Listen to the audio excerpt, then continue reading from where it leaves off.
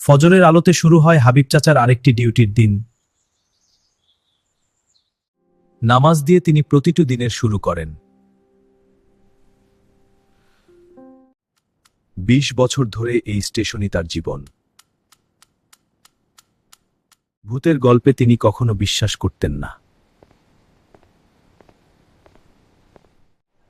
দিন কেটে যায় স্বাভাবিকভাবেই। একাকিত্ব তার নিত্যসঙ্গী।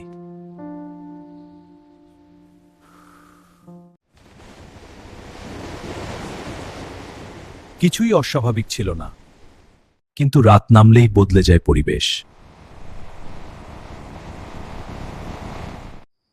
স্টেশন হয়ে ওঠে নিস্তব্ধ।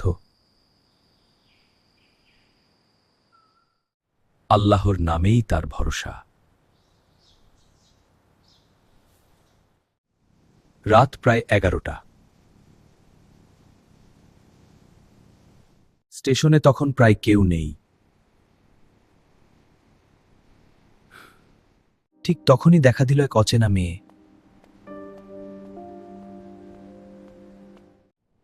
সাদা শাড়ি, মুখ দেখা যায় না। হাবিব চাচার মনে প্রশ্ন জাগে। তিনি সাহস করে এগিয়ে যান। মা, তুমি কি ট্রেন ধরবে? তার কণ্ঠ ছিল অদ্ভুত ঠান্ডা। হ্যাঁ, শেষ ট্রেন। শেষ ট্রেন এসে পড়ে। যাত্রীরা উঠতে থাকে। মেয়েটা ওঠে শেষ বগিতে। ডিউটির কাজেই মন দেন হাবিব চাচা। হঠাৎ এক বৃদ্ধ ছুটে আসে। তার কণ্ঠে ছিল আতঙ্ক।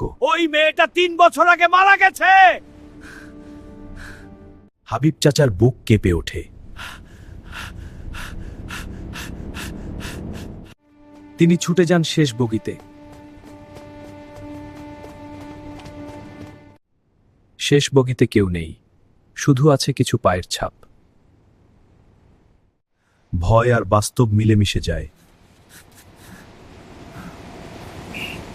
সেই রাতেই তিনি জ্ঞান হারান।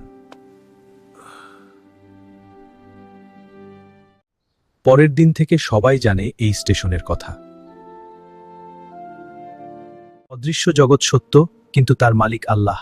ভয় নয়, ভরসাই মুমিনের শক্তি।